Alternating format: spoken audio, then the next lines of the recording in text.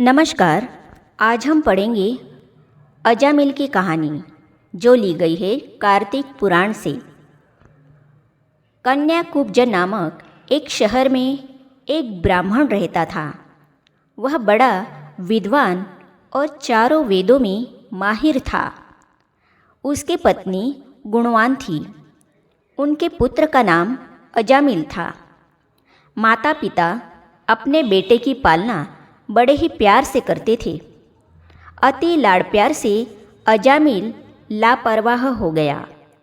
कुसंग में फंसने के कारण उसका ध्यान पढ़ाई से भी हट गया। यहाँ तक कि उसने पवित्रता की निशानी जनेऊ भी निकाल दी और विकारी मनुष्य बन गया। कुछ समय पश्चात उसका एक स्त्री से लगाव हुआ और उसने उसके साथ विवाह कर लिया।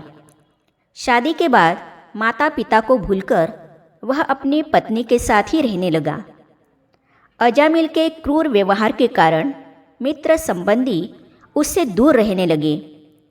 मित्र संबंधियों की दूरी का उस पर कोई भी प्रभाव नहीं पड़ा। वह और ही स्वेच्छाधारी अर्थात मनमाना काम करने वाला हो गया। वह खुश था कि उस पर किसी का बंधन नहीं है। जीव जंतुओं का शिकार कर वह जीवन यापन करता रहा। एक बार अजामिल और उसकी पत्नी जंगल में गए। वहीं पर किसी दुर्घटना के कारण उसकी पत्नी की मृत्यु हो गई। समय बीतता गया और अजामिल की बेटी जवान हुई।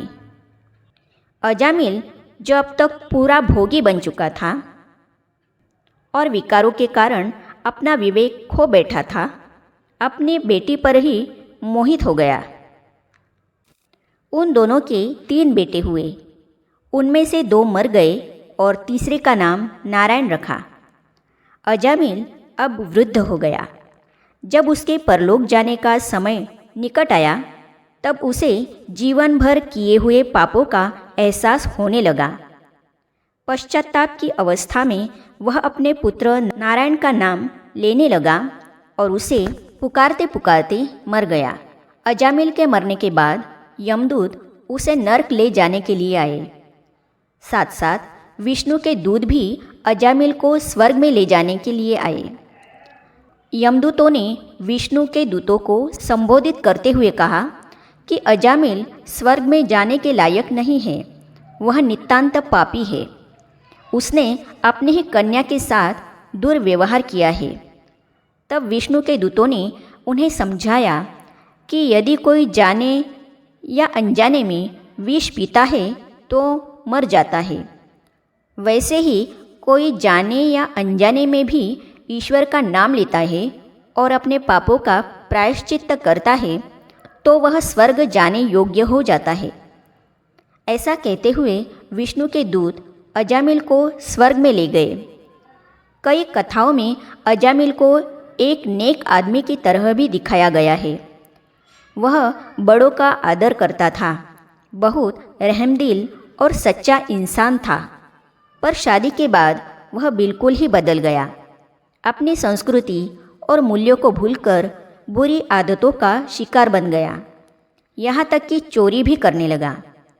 मरते समय उसने अपने पुत्र नारायण को पुकारते पुकारते शरीर त्याग दिया। ईश्वर का नाम लेते लेते शरीर छोड़ने के कारण उसे स्वर्ग में स्थान मिल गया। इसका आध्यात्मिक भाव यह है कि परमपिता परमात्मा हमेशा कहते हैं कि अजामिल जैसा पापी देखना है तो यहाँ ही देखो। दया और क्षमा के सागर परमात्मा शिव इस धरती पर अवतरित होकर अजामिल जैसी पापी और पत्थर जैसी कठोर आत्माओं का भी उद्धार कर रहे हैं। इसी के यादगार स्वरूप भक्ति में शिव की पूजा में अक, धतूरे आदि अर्पण करते हैं। अर्थात बच्चे कैसे भी लूले लंगड़े पापी हो, परमात्मा उनको प्यार से स्वीकार करते हैं। भगवान की स्मृति में इतनी शक्ति है कि अजामिल जैसे पापी को भी जो अंत में भगवान का नाम लिया तो भी स्वर्ग की प्राप्ति हो गई। लेकिन अजामिल स्वर्ग में ऊंच पद नहीं पा सका। भगवान का नाम केवल अंत समय में लेने से ही इतनी प्राप्ति हो गई, तो हर पल हर श्वास में उनकी याद रहे तो कितना चमत्कार हो सकता है। ऐसे ही शिक्षाओं भरी कहानियाँ सुनने और पढ़ने के लिए इस चैनल को सब्सक्राइब करने के साथ ही साइड में जो बेल आइकॉन है उसे भी क्लिक कीजिए, ताकि आने वाली सभी वीडियो और अब तक की सारी वीडियो आप तक पहुंचती रहेगी। धन्यवाद।